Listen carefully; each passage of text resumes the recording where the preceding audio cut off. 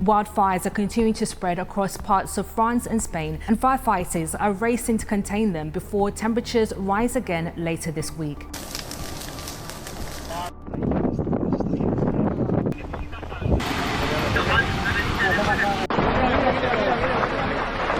A wildfire tore across dry hillsides near Valencia, Spain, moving faster than crews could get ahead of it.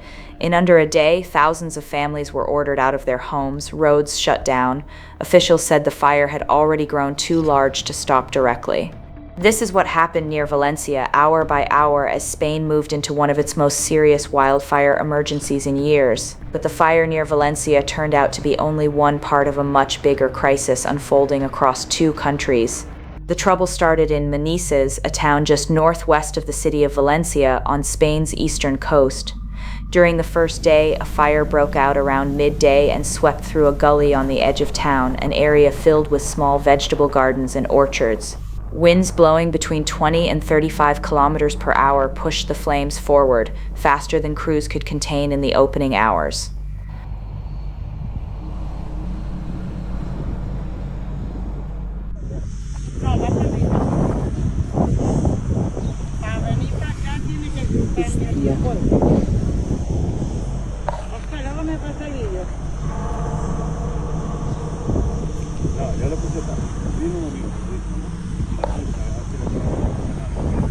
For a moment, it looked like the worst had passed. It hadn't. Spain was already deep into its third heat wave of the summer. Weeks with little rain had left forests, farmland, and hillsides across the country dry enough to catch fire easily and hard to bring back under control once they did. By the next day, a separate and much larger fire had taken hold near Valencia. This one refused to slow down.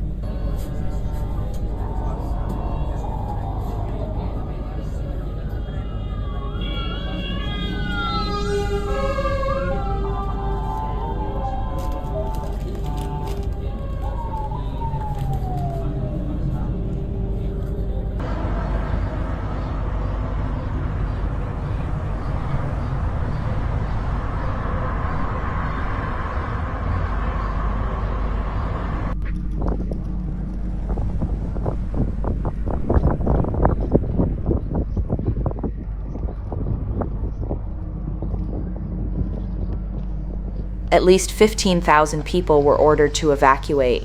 In the mountain town of La Val du Chaux near Valencia, resident Daniela Prevantu, a transport administrator, watched flames move down the slope toward her home.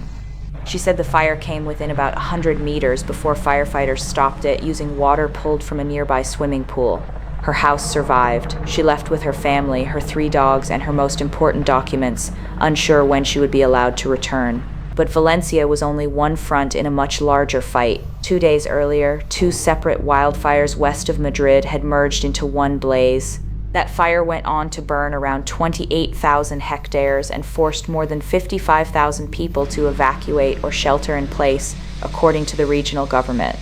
Nearby in Avila province, another fire burned past 50,000 hectares, roughly 500 square kilometers, becoming one of the largest wildfires ever recorded in Spain. More than 25,000 people evacuated from that area alone, with thousands more told to stay indoors.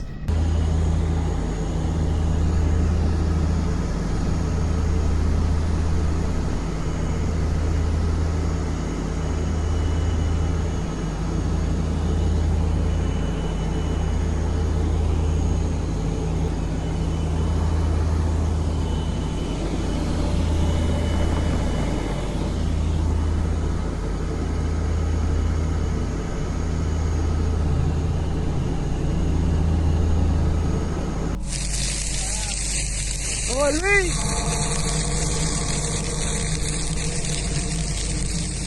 Va bien, va bien. Vamos para. 2 days after the fire near Valencia began, Spain's government declared its first ever nationwide wildfire emergency. Blazes in Valencia, Madrid, and Avila were straining resources at the same time, forcing officials to coordinate a response across several regions instead of one at a time. The following day, authorities added further restrictions.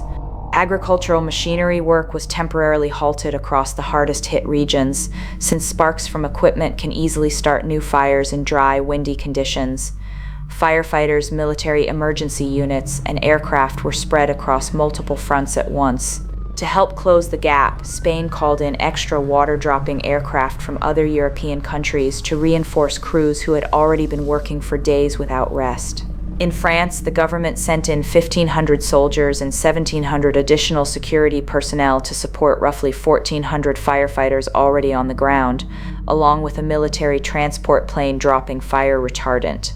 Organizers even shortened the final stage of a major cycling race so extra security staff could be redirected to firefighting efforts. Prime Minister Pedro Sanchez said the fight against the fires around Madrid was not over, though crews had made encouraging progress overnight. He also announced plans to travel to the fire-hit region around Valencia to meet with emergency crews and residents on the ground. For the thousands of evacuees, the response meant temporary shelters, closed roads, and long hours of waiting to find out whether their homes were still standing. Some were told only to evacuate, others were told to stay indoors and seal their windows to avoid breathing in smoke, while crews kept roads clear for fire crews and equipment. In parts of France, evacuees were housed in sports halls and exhibition centers turned into makeshift shelters. By the third day, some residents evacuated from the fires near Madrid were allowed to return home as crews worked to stabilize that blaze. Spain's Interior Ministry reported that more than 63,000 people had been evacuated across the Madrid, Toledo, and Avila regions combined. Near Valencia, the picture stayed less certain. Spain's meteorological agency, AMET, said wildfire risk remained high across the eastern and southern parts of the country, which includes the Valencia region. That risk was expected to climb further as temperatures rose again in the days ahead. Across Spain and France combined, more than 300,000 people had been evacuated or told to stay indoors because of the fires. Spain alone had already burned through more than 171,000 hectares of land so far in the year, well above its recent yearly average, with more than a dozen named wildfires still active around the country. Some details were still developing. The exact size of the burned area near Valencia had not yet been confirmed by officials. It remained one of the numbers fire crews and investigators were still working out. Here is what had been confirmed. 1 death in Manises, thousands displaced from the Valencia region, 2 firefighters killed in France, and a fire near Valencia that had grown faster than crews could contain in its opening hours. In just a few days, the wildfire near Valencia forced thousands of people from their homes, took 1 life in Manises, and pushed Spain to declare its first ever nationwide wildfire emergency alongside separate, even larger fires near Madrid and Avila. The fires arrived during a stretch of extreme heat that had dried out the landscape across Spain and France, making new fires easier to start and harder to put out once they began. And with Spain's wildfire season normally peaking in the weeks ahead, officials were bracing for the risk to grow before it eased. Firefighting crews remained on alert across the Valencia region, watching for new flare-ups as hot, dry conditions continued, and as forecasters warned the risk was still rising, not falling. If you want to follow this story as it develops, subscribe for more coverage as new information comes in.